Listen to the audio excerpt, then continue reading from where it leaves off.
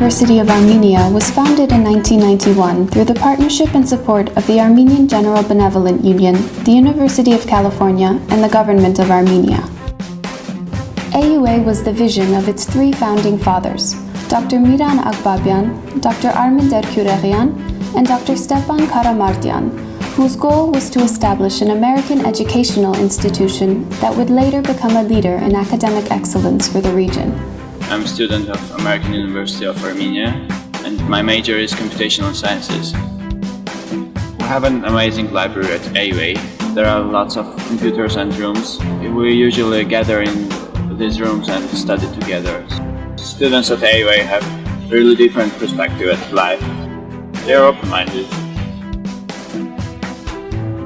Ես ժամանել եմ Նյու Յորքից, 17 տարի մաքրում եմ աշխատում։ Կյանքի շատ մեծ մասն է ամերիկյան համալսարանը։ Նոր մտածողություն է տվել է հնարավորություն շփվելու միջազգային տարբեր կառույցների հետ։ I studied at the American University of Armenia, business major. I chose business at AUA because I don't like peasant math. That's really why I came to AUA, because they gave me an opportunity to be in Armenia and to actually feel empowered, like I can do something. AUA is affiliated with the University of California and is accredited by the Accrediting Commission for Senior Colleges and Universities of the Western Association of Schools and Colleges.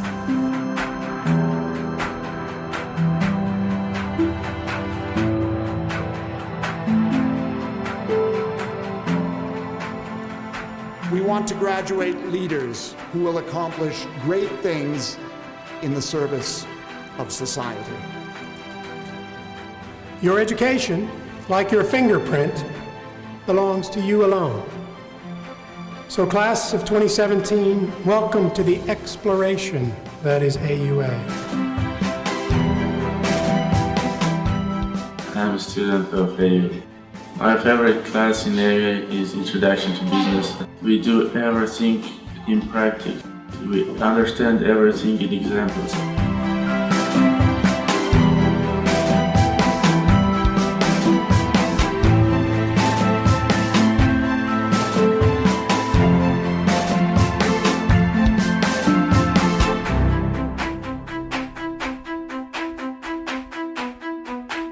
I am Vladimir and I am AUA.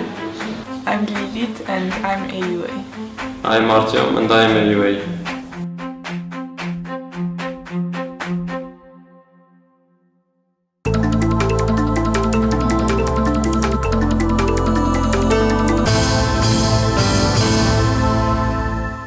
Good evening, everyone, and thank you for joining us this evening. You just saw a brief video on the American University of Armenia, and I'm pleased to have in the studio with me the president of AUA, Dr. Bruce Boghosian. Dr. Boghosian, thank you for joining us this evening. Thank you very much, Ara. There's a lot to talk about because the AUA has been in Armenia effectively since its independence, and I want to know what type of strides it has made. But let's talk about your newest program, which is the summer program that you've just initiated. Tell us a little about that. The summer program will begin in the summer of 2014. It will consist of 3 courses, of which you can take a maximum of 2. It's designed for students from all across the U.S. in particular, not necessarily Armenian students. Everybody is welcome. Students who want to satisfy general education requirements, distribution requirements at their universities, and would like to do it on an Armenian-themed subject. And it combines classroom experience as well as field experience as part of the course. And the students going there would be able to apply that to their university course here in the U.S.? Usually, because AUA is an American accredited institution, it's accredited by the Western Association of Schools and Colleges, which is the same institution that accredits the University of California, for example. It's often possible to transfer units from AUA to an American university, as possible as it is from any other American university. You should check in advance with your institution. But of course, it will be accepted at the UC system, right? Because you're affiliated with that. We are an affiliate of the UC system. It's still worth checking before one transfers. Okay, great. And another exciting venture you've started is your undergrad program that started, I believe, this fall. What is going on with that? How many students do you have enrolled, and where do you see that going? We have just under 300 students enrolled, which was our target for the program. We have 3 undergraduate majors, English and Communications, Computational Sciences, and Business, a BA in Business. We expect this program will naturally ramp up in the coming 3 years. We'll keep admitting classes of 300 students until the program ramps up to about 1,200 undergraduate students by 2017. So you started off as basically a graduate program in Armenia. How many students have graduated thus far? I think roughly, yeah, up until this year it's been master's programs. So we've had students in 2-year master's programs.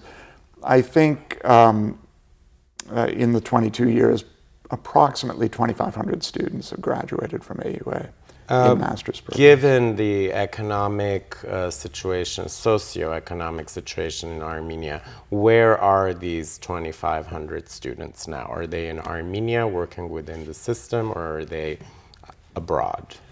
According to our institutional research office, 75% of our graduates have stayed in Armenia. 25% of them have gone abroad. Some fraction of those that have gone abroad may have gone abroad to get a higher degree, a PhD, and whether they'll come back or not, we don't know.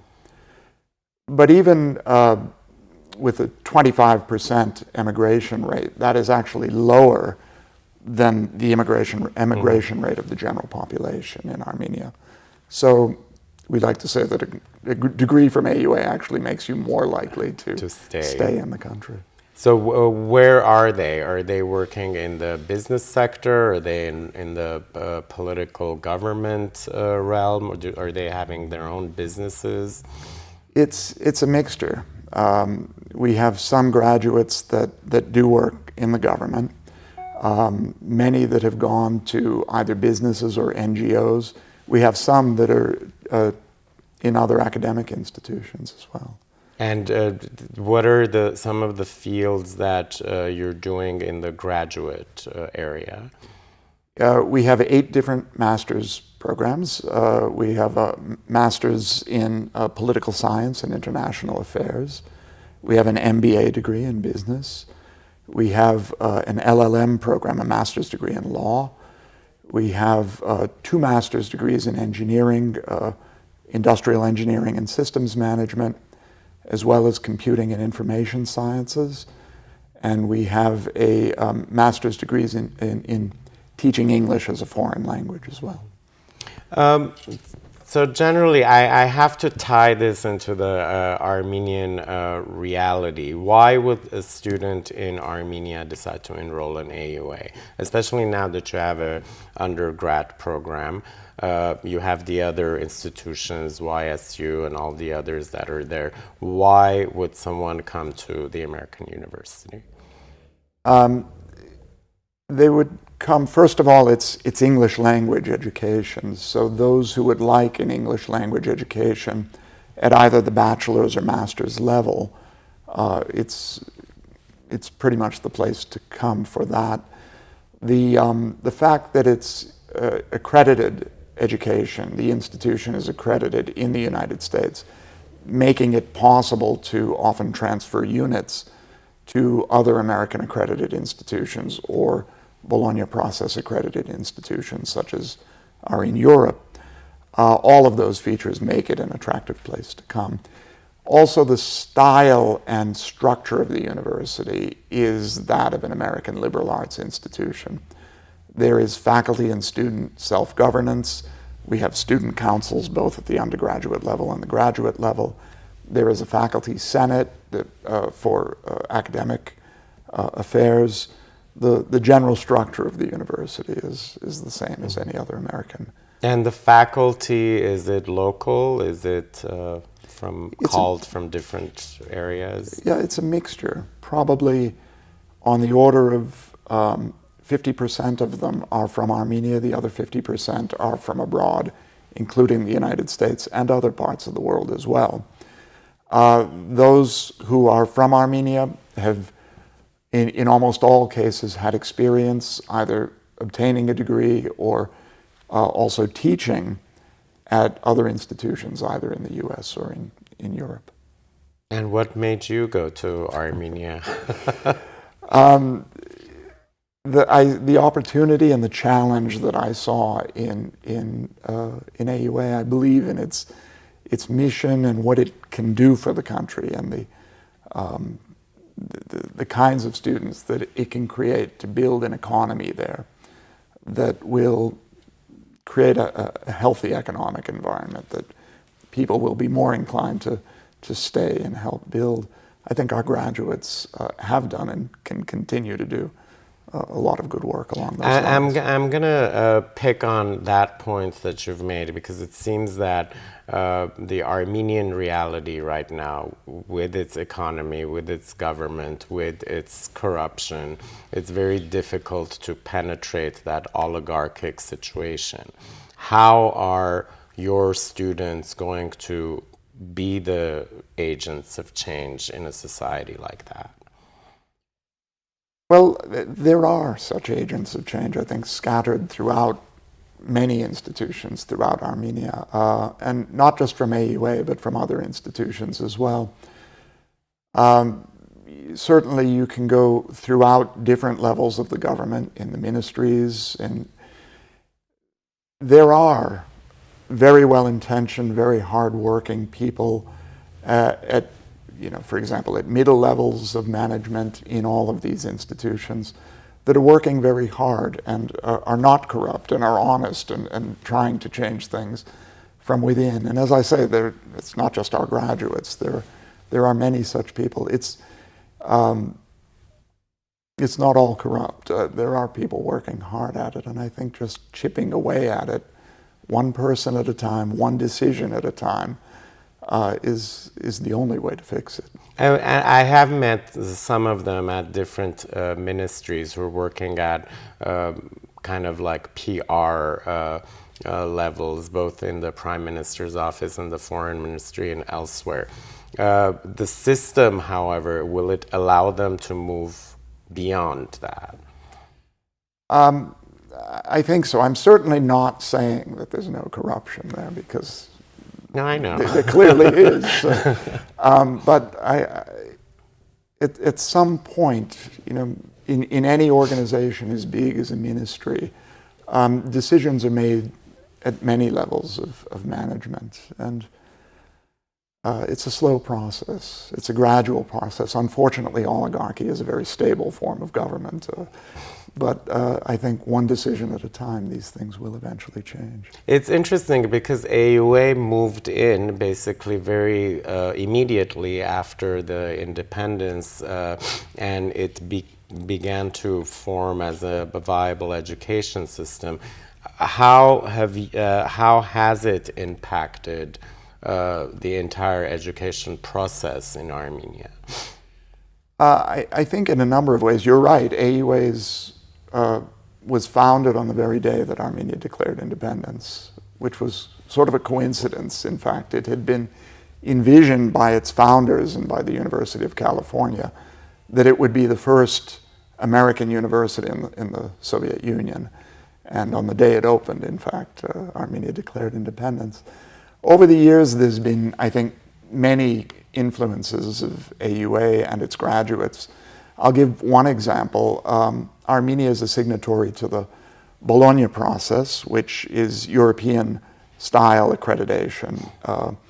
And eventually all of its public universities will be accredited in this way. Bologna accreditation is very similar to American accreditation. So they have consulted us on how to go about accrediting universities and establishing quality control at universities, because it's a process that we've already gone through. We were accredited in 2007 for 7 years for our first accreditation. and we have tried to help. The Armenian National Quality Assurance Group in the Ministry of Education we've worked with them directly. We've provided advice as best we can on that process, and we hope it will help. Very good. We'll continue our conversation with Dr. Boghosian after a short break.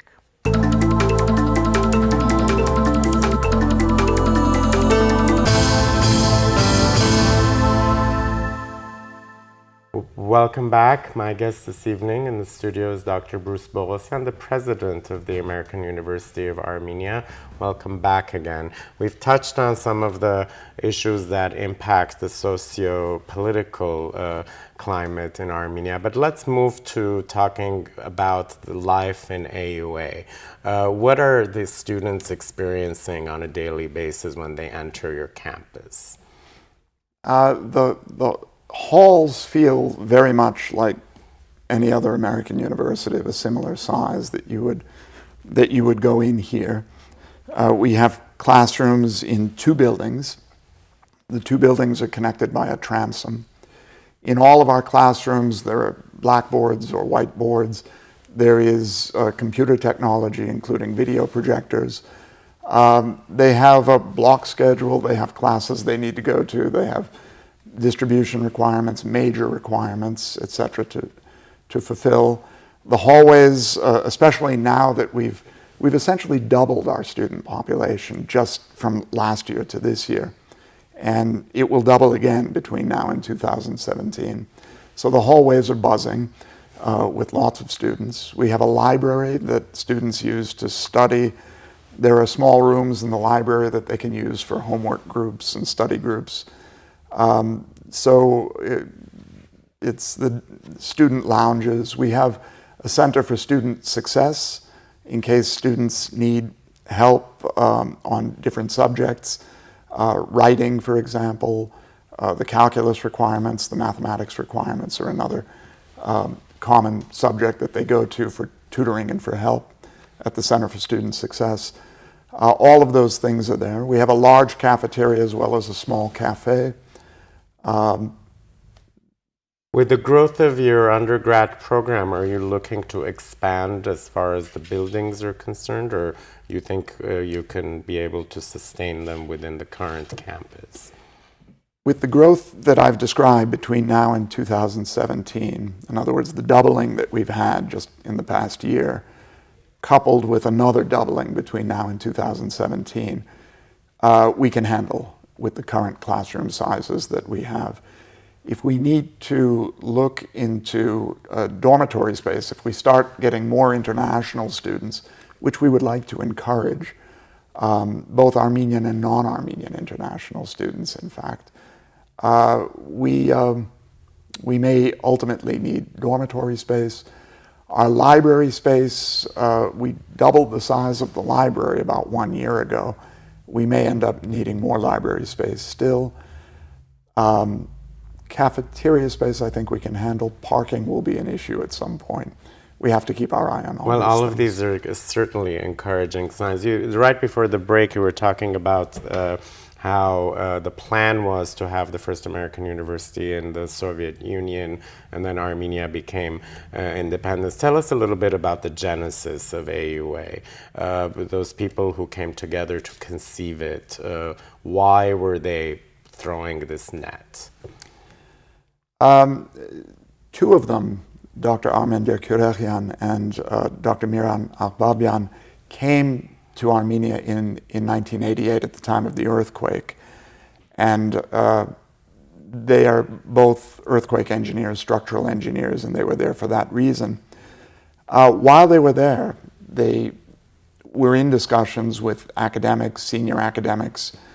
In particular, one of them, Yuri Sarkisian, the rector of the Polytechnic at the time, made the suggestion to start an American university in Armenia. Historically, I'm told that this was done over a meal of chash, that the suggestion was first as all made. Great as all great ideas come. They pursued this idea. They pursued it initially with the University of California, then with the Armenian General Benevolent Union. They brought in Dr. Stepan Karamadyan, who thought through the first business programs at AUA, and it became a reality in 1991. Right. And what is the funding process for the AUA? How does it fund its activities? A variety of different ways. We have an endowment whose revenues we used. It's part of it is invested with the University of California, for example. The other part with the Armenian General Benevolent Union. We have tuition, of course. We have grants and contracts that arise from research that's done at AUA. And all of these things contribute revenue streams that we use. Like any other university. Like any other university. And like any other university, we're always working hard to make ends meet. And what brings you to California?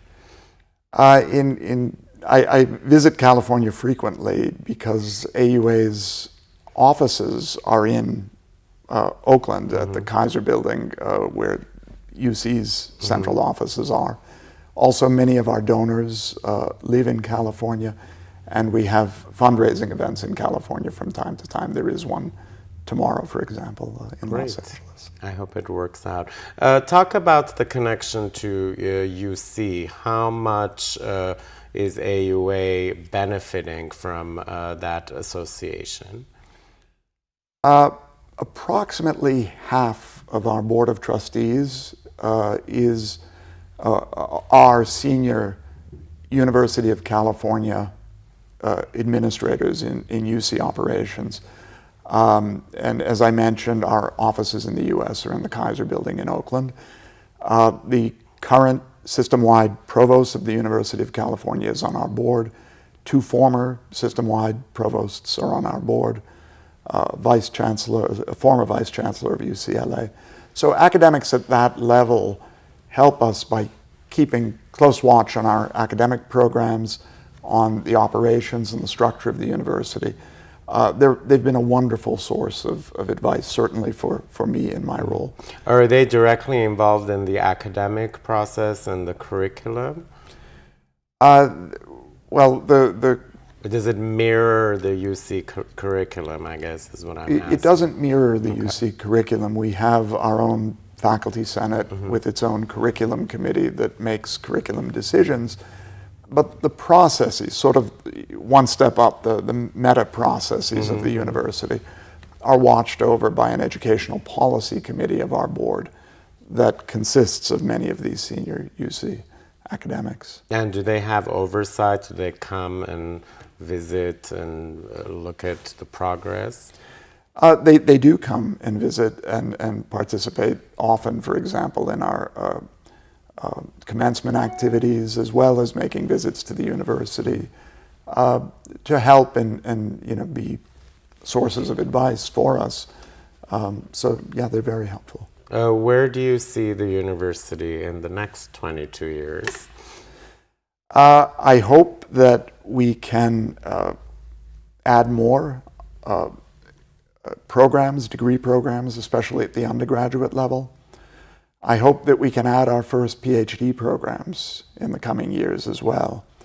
And so that we essentially fill out our course offerings and our degree offerings to have a broad spectrum of undergraduate majors, our master's majors, and as well as a few PhD programs as well. For the master's program, are you also getting a lot of students from the other institutions in Armenia to come and get their graduate degrees from AUA after they finish their undergrad work? Yes, I think almost all of our master's students come from other institutions in Armenia. That has to be the case because they have to come into the master's programs with a bachelor's degree. And up until this year, we haven't offered a bachelor's degree. We have no bachelor's graduates yet. That will happen for the first time in 2017. So essentially, most of them, except for those that come from other countries, fit the demographic that you described. How can diasporans benefit from AUA? You talked about your summer program, but is there a way that to encourage students from the diaspora to come and get a degree from there? Or are you doing active recruiting? We are doing some recruiting in the diaspora, and we do have some students from the diaspora, from the US and from elsewhere. In fact, you saw at least one in the film at the beginning. And certainly would like to encourage more of that. It is, as I said, an American accredited institution, and the tuition levels there are far lower than they would be at most American private institutions. We would also like to encourage students from other countries to come and study alongside of Armenian students. We give financial aid, full need and need blind financial aid to Armenian students, and we give merit-based financial aid to foreign students, non-Armenian students from other countries as well that would like to come to AUA, because we want to try to get the best students from other countries to come study alongside Armenian students. Do you have a lot of them right now in the student population? I wouldn't call it a lot. We have some percentage of them. I think